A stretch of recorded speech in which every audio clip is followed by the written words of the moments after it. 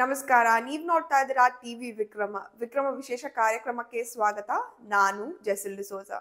ನೀವು ಇಲ್ಲಿ ತನಕ ಟಿವಿ ವಿಕ್ರಮವನ್ನು ಸಬ್ಸ್ಕ್ರೈಬ್ ಮಾಡದೇ ಇದ್ರೆ ತಕ್ಷಣ ಸಬ್ಸ್ಕ್ರೈಬ್ ಮಾಡಿ. ಇರಾನ್ ವರ್ಸಸ್ ಇಸ್ರಾಯೇಲ್ ಜೋರಾಗಿದೆ ಈ ಸಲ ಯುದ್ಧ.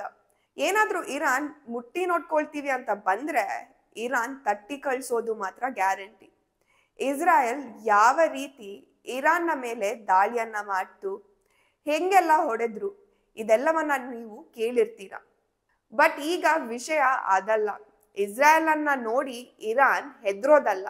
ಈಗ ಇಸ್ರಾಯೇಲ್ನ ಪ್ರಧಾನಿ ನೆತನ್ಯಾಹು ಅವರ ಹೇಳಿಕೆಯಿಂದ ಪಾಕಿಸ್ತಾನದಲ್ಲಿ ಆಸಿಮ್ ಮುನೀರ್, ಬಿಲಾವರ್ ಭುಟ್ಟೋ, ಶಾಬಾಜ್ ಶರೀಫ್, ನವಾಜ್ ಶರೀಫ್ ಯಾರಿಗೂ ಕೂಡ ನಿದ್ದೆ ಬರ್ತಾ ಇಲ್ಲ. ಯಾಕಂದ್ರೆ ಇಸ್ರಾಯೇಲ್ನ ಟಾರ್ಗೆಟ್ ಈಗ ಪಾಕಿಸ್ತಾನವನ್ನ ಹೊಡೆಯೋದು ಗ್ಯಾರಂಟಿ. ಇದು ನಾವಲ್ಲ, ಸ್ವತಃ ಇಸ್ರಾಯೇಲ್ನ ಪ್ರಧಾನಿಯೇ ಆಡಿರುವ ಮಾತು. ಅಷ್ಟಕ್ಕೂ ಇಸ್ರಾಯೇಲ್ ಇರಾನನ್ನ ಬಿಟ್ಟು ಪಾಕ್ ಮೇಲೆ ಯಾಕೆ ಕಣ್ಣು ಹಾಕಿದೆ, ಏನ್ ಹೇಳ್ತಾ ಇದ್ದಾರೆ ನೆತನ್ಯಾಹು, ಇದೆಲ್ಲದರ ಬಗ್ಗೆ ಡಿಸ್ಕಸ್ ಮಾಡೋಣ. 13 ಜೂನ್ ನಂತರ ಇಸ್ರಾಯೇಲ್ ಮಾಡಿದ ಅಟ್ಯಾಕ್ ಸಮಯದಲ್ಲಿ ಇರಾನ್ನ ಟಾಪ್ ಆರ್ಮಿ ಆಫೀಸರ್ಗಳನ್ನ ಹೊಡೆದು ಹಾಕಲಾಗಿದೆ.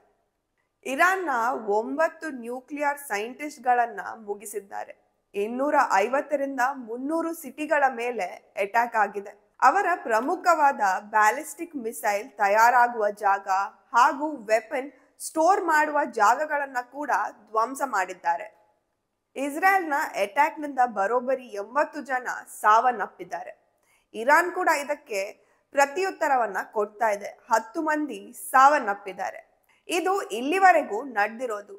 But war is still going on. ಇರಾನ್ನ ಮೇಲೆ ಇಸ್ರಾಯೇಲ್ನ ಅಟ್ಯಾಕ್ ಆಯ್ತು.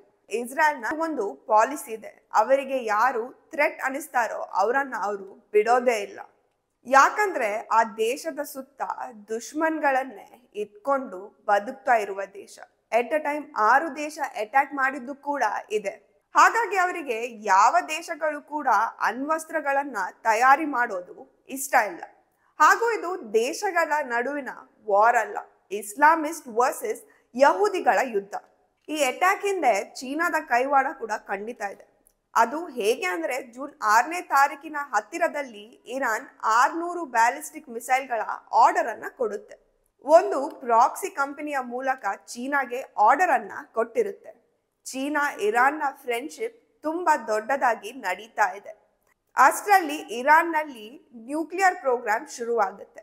ಅದನ್ನ ಇಸ್ರಾಯೇಲ್ ಟ್ರ್ಯಾಕ್ ಮಾಡುತ್ತೆ.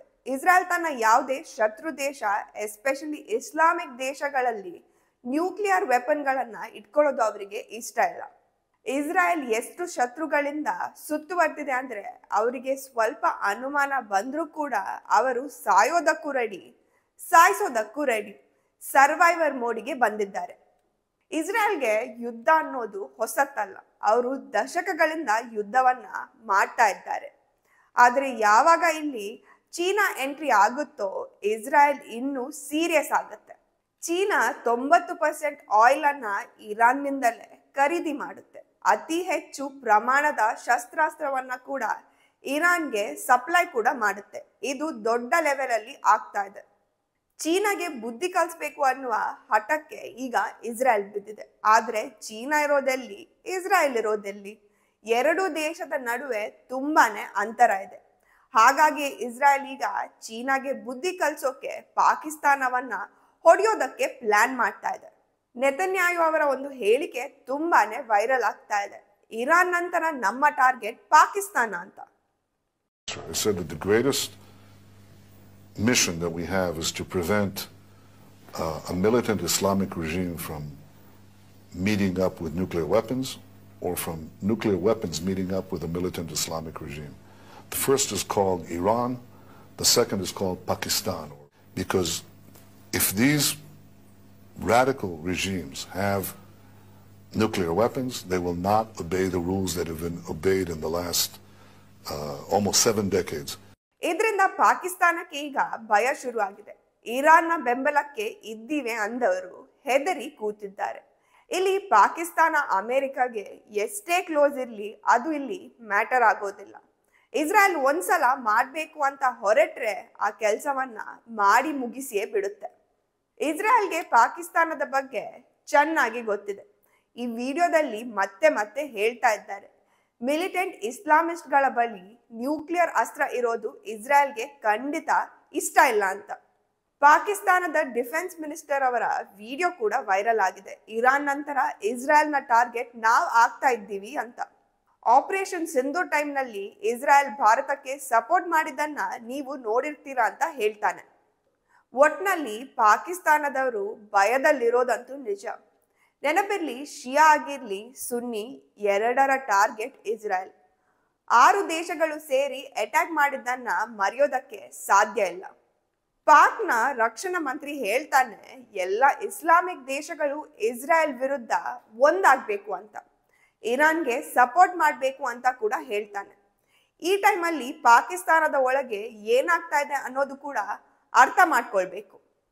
ಶಿಯಾ ಮಸೀದಿಗಳನ್ನ ಪಾಕಿಸ್ತಾನದ ಒಳಗಡೆ ಹೊಡೆದು ಹಾಕಲಾಗ್ತಾ ಇದೆ. ಅಹಮದಿಯಾಗಳನ್ನ ಬದುಕೋಕೆ ಬಿಡ್ತಾ ಇಲ್ಲ. ಇರಾನ್ ನಂತರದ ಟಾರ್ಗೆಟ್ ಪಾಕಿಸ್ತಾನವೇ. ಈಗ ನೋಡ್ಬೇಕಾಗಿರೋದು ಪಾಕ್ ಮತ್ತು ಇಸ್ರಾಯೇಲ್ ನಡುವೆ ಅಮೆರಿಕ ಯಾರನ್ನ ಚೂಸ್ ಮಾಡುತ್ತೆ ಅಂತ. ನೆತನ್ಯಾಹು ಅವರ ಈ ವಿಡಿಯೋ ಪಾಕಿಸ್ತಾನಕ್ಕೆ ನಿದ್ದೆ ಕೆಡಿಸಿರೋದು ಮಾತ್ರ ಸತ್ಯನೇ. ಟಿವಿ ವಿಕ್ರಮ, ದೇಶ ನಿಮ್ಮ ಕೈಯಲ್ಲಿ. ಈ ಕಾರ್ಯಕ್ರಮ ನಿಮಗೆ ಇಷ್ಟ ಆಗಿದ್ದಲ್ಲಿ ಲೈಕ್, ಶೇರ್ ಹಾಗೂ ಕಮೆಂಟ್ ಮಾಡಿ.